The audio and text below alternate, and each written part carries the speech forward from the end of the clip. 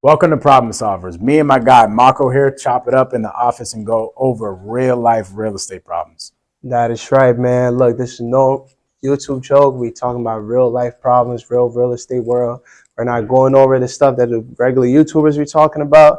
This is what actually goes on in the real estate world. Let's What we're go. actually doing. Let's get That's into right. it. Nah, they played us.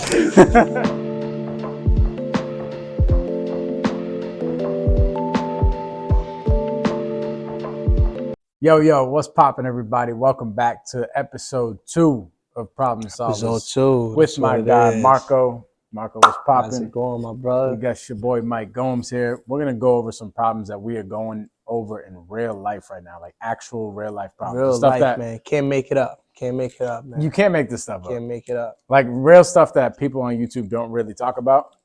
We get in and we have a real conversation, like me That's and right, man. Marco just hanging out in the office talking about these conversations anyway. Just So a we're regular like, one-to-one conversation, man. That's all it is, man. Just going back and forth, just talking about the daily problems. that's it. This is what we do, like while we're just hanging out in the office. That's right, Me man. and Marco have an office like right together, right next to each other. And whenever we see each other, we're talking about each other's problems. We're talking about like, hey, what do you got going on in your real estate business? What do you got going on in your real estate business? And we're just helping each other solve each other's problems. We're like, this stuff that we're talking about is too good That's right. to leave off of YouTube. So we're like, let's bring it to our community.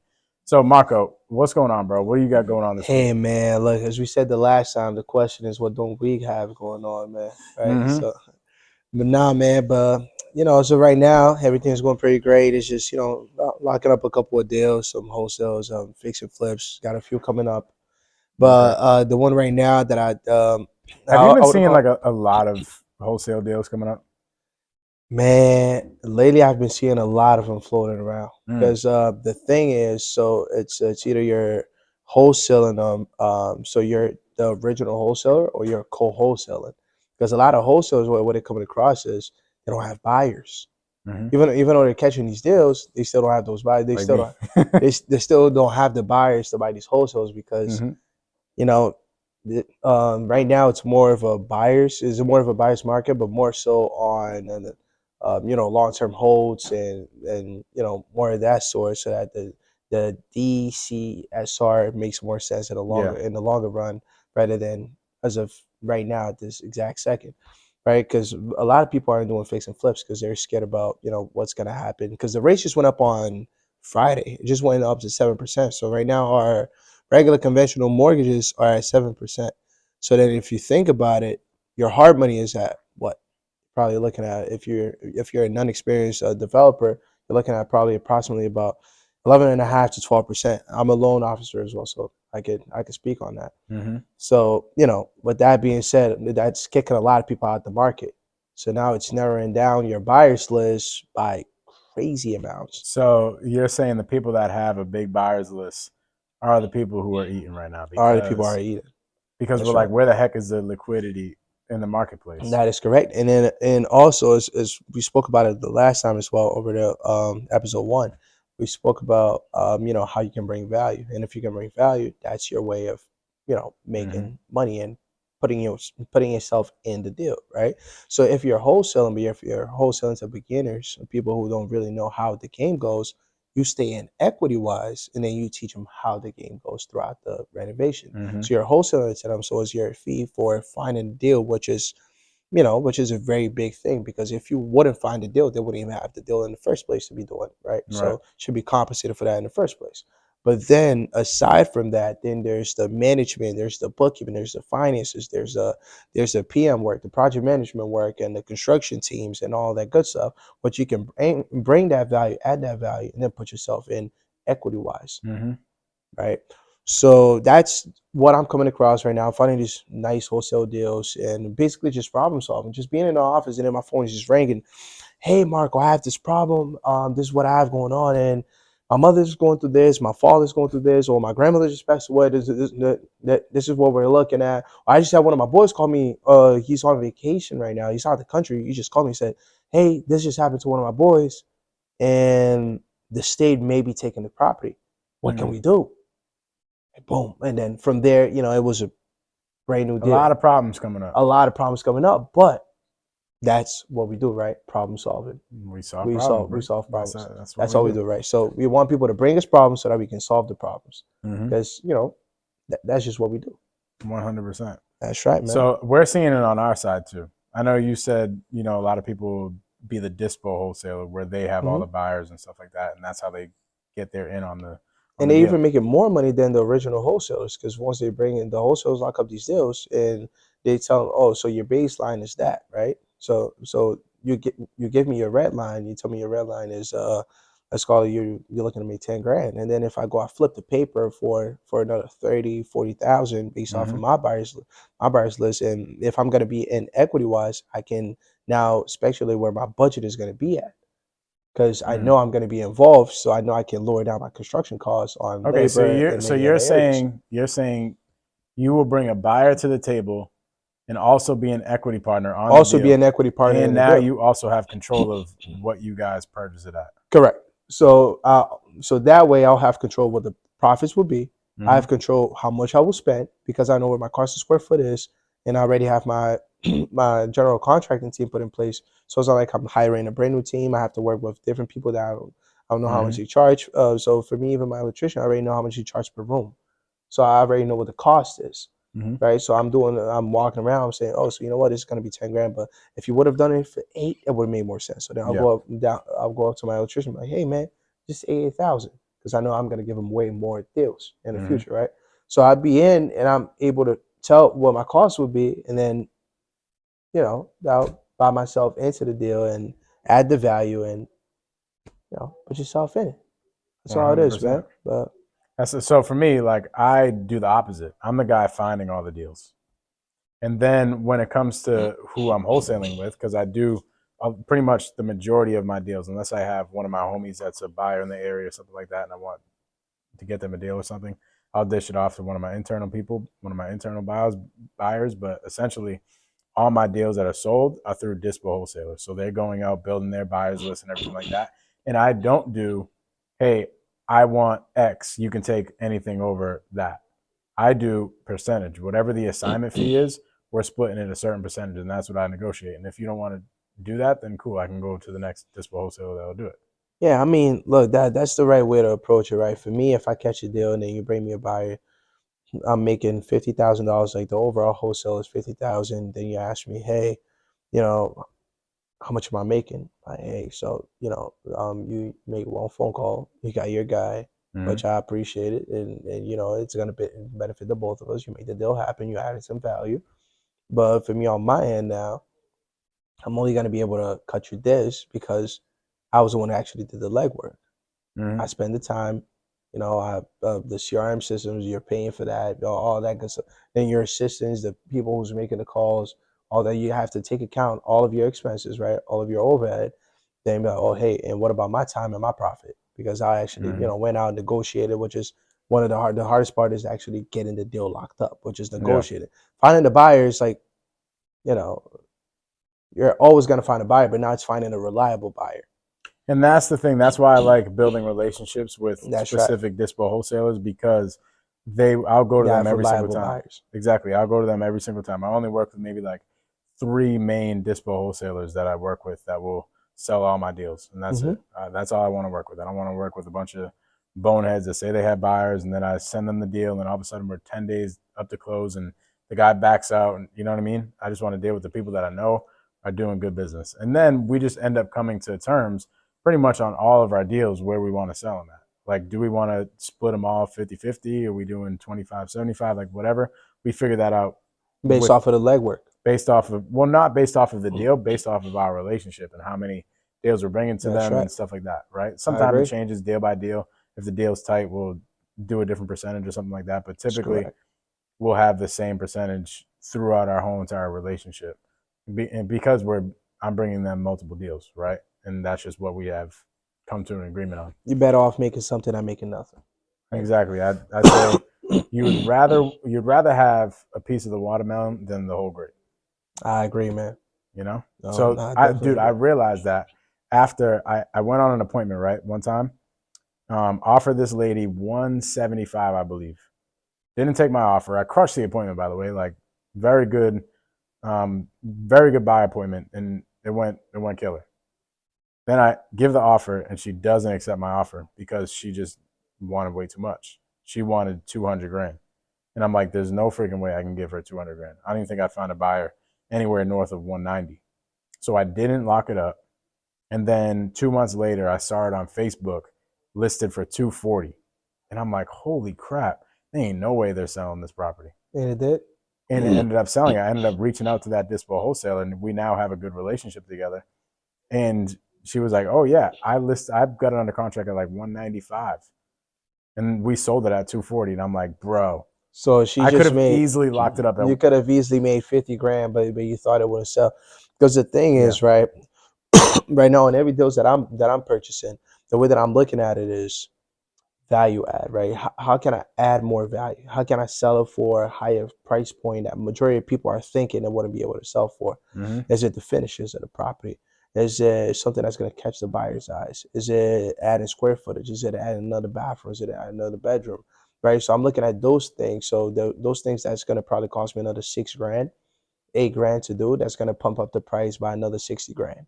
You know, see Mm-hmm. what I mean? So like the bedroom count, you got to do your market analysis. You have to know which type of market you're in. Mm-hmm. If you're in Boston, what parking is a major thing. Mm-hmm. How can you add parking? Can you take your yard space, your front landscape spot, and Mm-hmm. turn that to a driveway?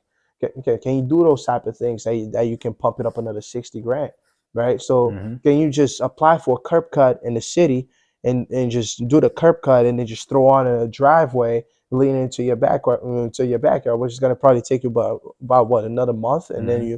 but another month of you actually going to the city and bugging them, right? And Right. then you get it all set. Then you just added some parking spots, and now what? You just bumped up the price by another 60 grand. Like Mm-hmm. I'm doing one right now in Weymouth. I have a detached 2 car garage. I did the house, everything all new, electrical. And as you know, I'm also a part of a solar company. I also own parts of a solar company. So I'm putting solar on all my houses right now. So Mm-hmm. I put solar on a house. I did everything electrical, and then which is very convenient. So now you're gonna have a flat fee for AC, heat, and all the other electrical needs inside of the property. 200 amps on the panel, everything brand new plumbing, all that. So then I went in the garage up. It's a detached garage, and then it has high ceiling heights. Then I built a loft upstairs. Mm. I built a loft, which is just adding value. And then as I was doing my research, just by So let me building let that me loft, ask you, these things like the loft and the parking spots and everything like that, do you think a lot of these other buyers are thinking the way that you're thinking, or are you no, they're thinking, not. so you're They thinking outside the box, which you allows have you to, to come up a little bit on your purchase price? and they be So for me, thinking, I don't talk to a lot of people like you, right? So I have other people that are talking to people like you to sell my deals because I don't have the time. I'm going out getting contracts all the time. I don't that's have the right, time to find people like Marco, right, to sell all my deals to. So going back to that example of where the dispo wholesaler sold it for 240, it was obviously to a buyer who that's right, understood that market, who understood that there was and something that they saw that nobody else saw. that it could have profited. That's right. I agree. 100%. So that's why for me it's important to build those relationships with the dispo wholesalers that know people like you. Because there's people and One I bet thousand percent. you have wholesalers hitting you up all the time. Hey Marco, are you buying more deals? Are you buying more deals? And they're like building their buyers list, right? And it's to a point where I just call them, and I just sell them. So I already have like a couple of wholesalers that I bought a lot of stuff from. Yeah. And I just give them a call and be like, hey, because right now I'm working with this lady out of Brockton. She's buying me she's selling me her home. I'm helping her get out of the situation. And what's gonna happen is I have to relocate her. Right? She's gonna use Mm-hmm. the proceeds from that sale to buy another house. So I have to relocate her, right? But I'm gonna flip that house to her too. Mm. So I'm gonna go relocate her, but buy the other house from a wholesaler. She wants it a specific way.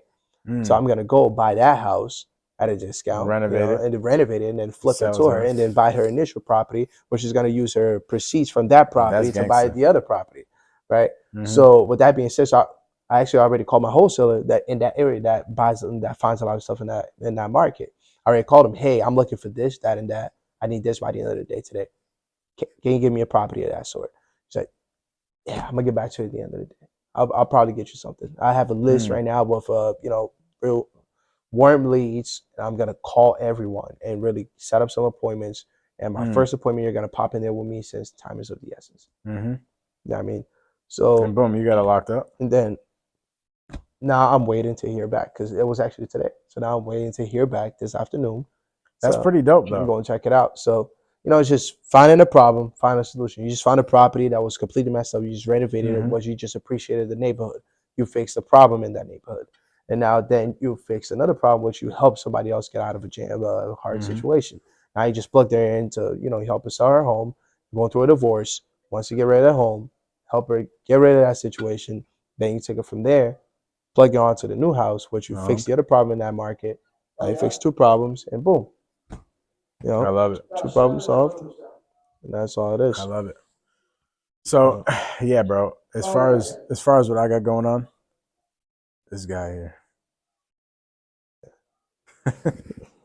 Sorry, people. We have some interruptions, but anyway,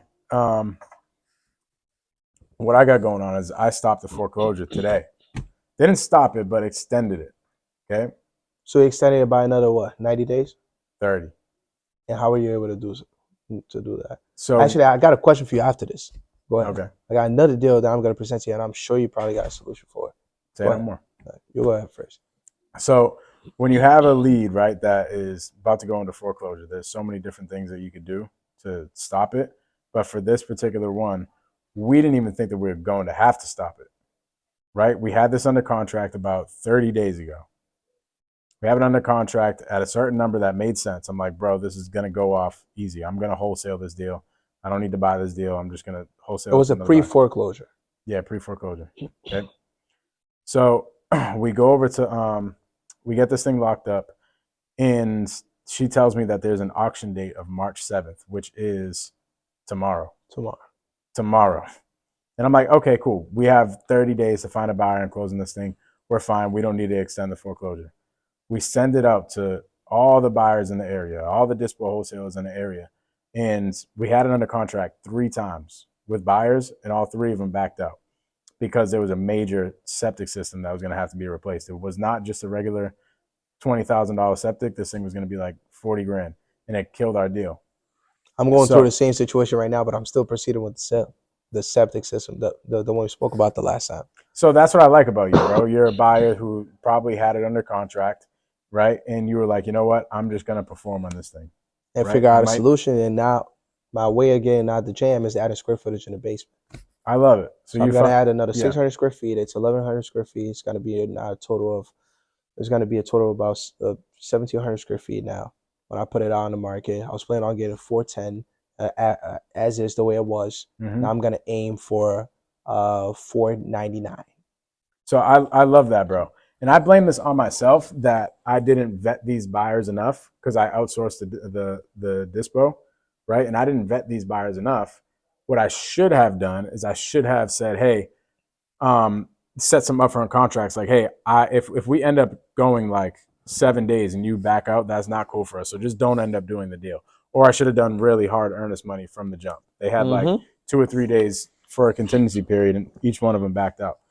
But what I like about you is you are a man of your word. You said, hey, you know what? I'm going to perform in this thing no matter what. These 3 buyers, they ended up backing out, even though they knew. I told them, listen, we have a foreclosure coming up. We cannot play games. Every single one of them ended up backing out. My fault at the end of the day.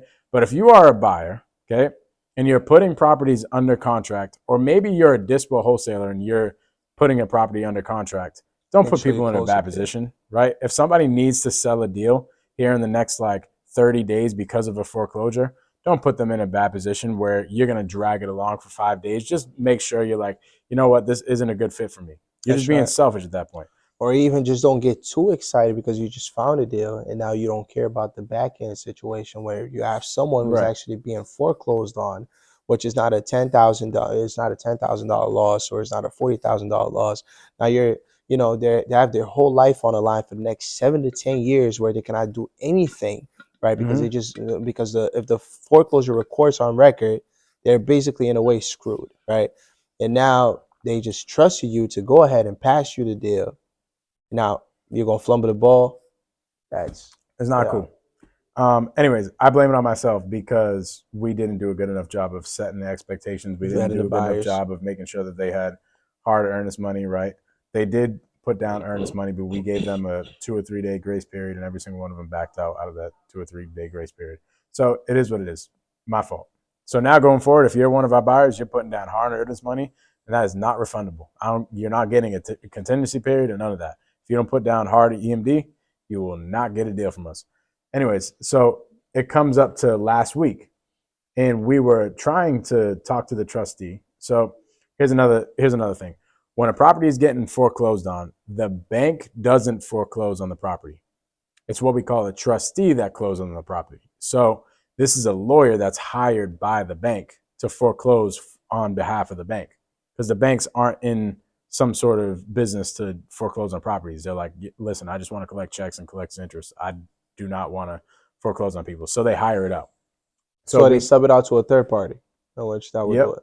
So they sub it out to a third party, which is called the trustee or the foreclosure lawyer, right?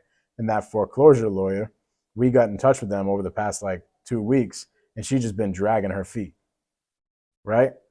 And this is when Daddy Mike had to come back in and talk to the freaking trustee my damn self. And I talked to her, and I just started applying pressure, like, yo, we got to get this thing done.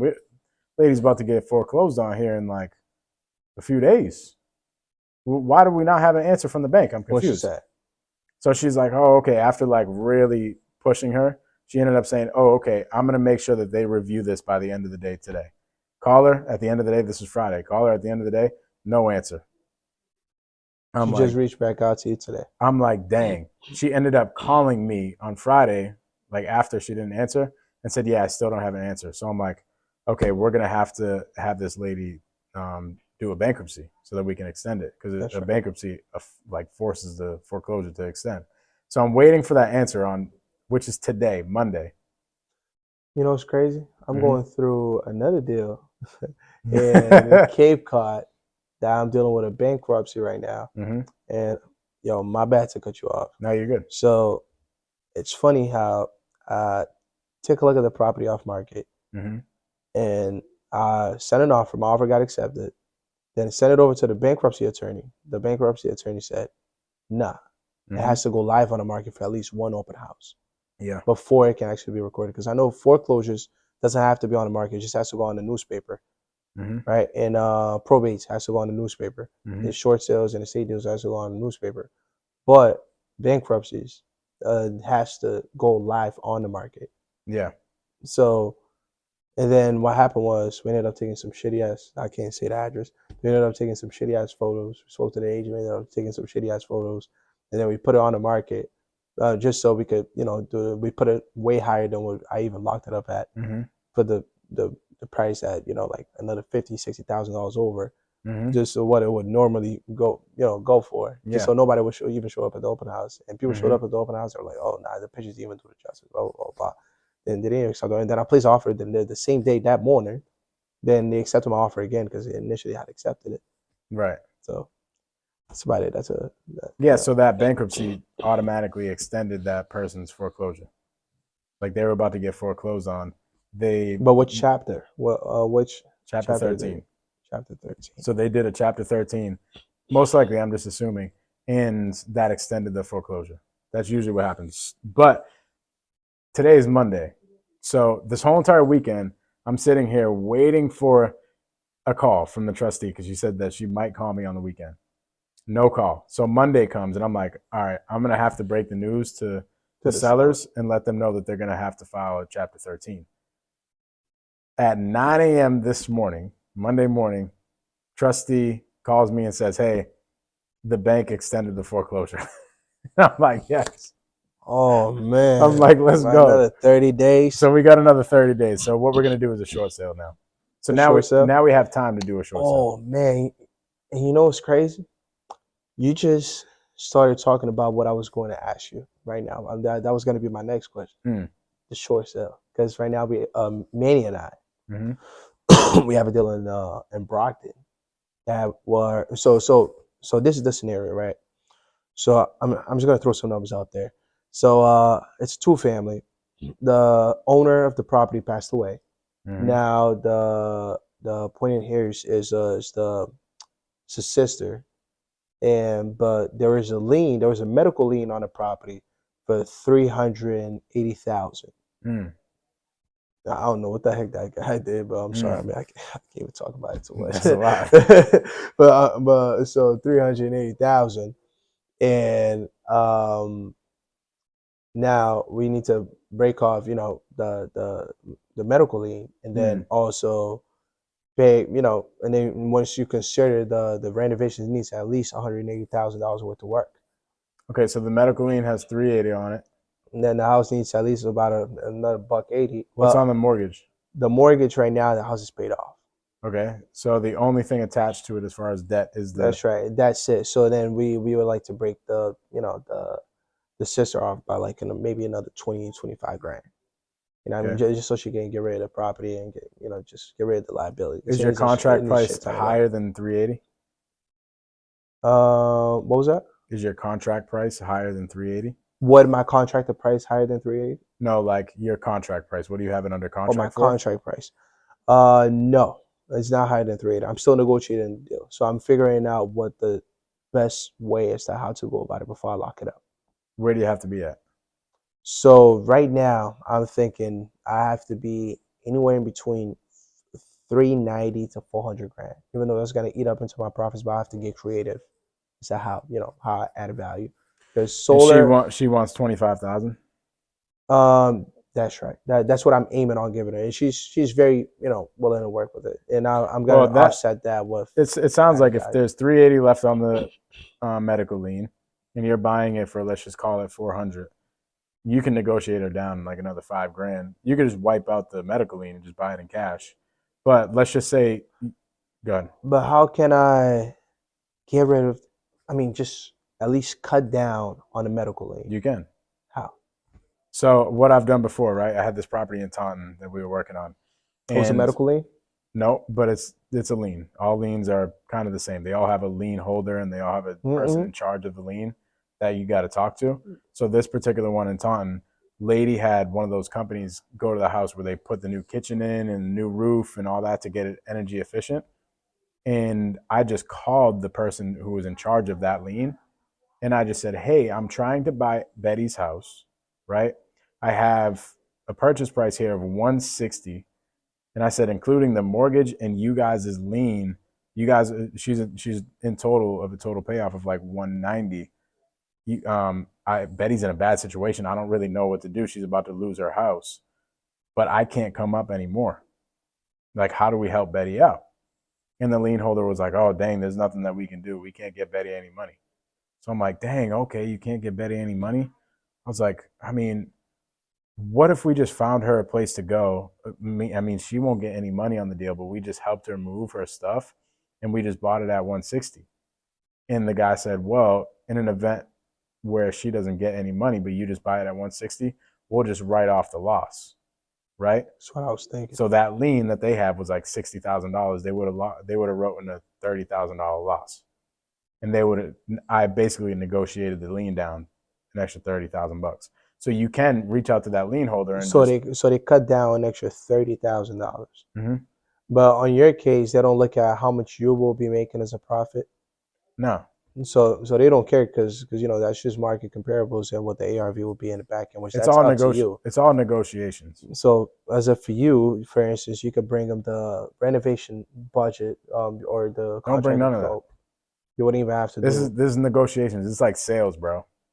Right? So when we're talking to a seller or something like that, you don't have to explain all the things that you're going to put into the property. Sometimes it helps. Like sometimes it helps me when Mhm. I'm giving an offer, explain exactly why I'm giving the offer that I'm giving. But usually I'm just very vague. So right when I'm talking to the lien holder, I'm very vague. I'm just saying, hey, I'm trying to help out so and so situation. I see she has this, that, and the other attached to the property. I can only be all in at 350. Like, what can we do here? How do we get this thing done? And you pull information from the lien holder and you figure out what the lien holder is willing to do.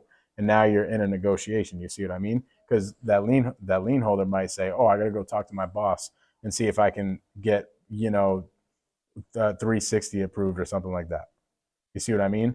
And you just go Mhm. back and forth and negotiate with the the lien holder, because at the end of the day, if they're not going to get any money regardless, so they want That's to what I take was thinking. take something.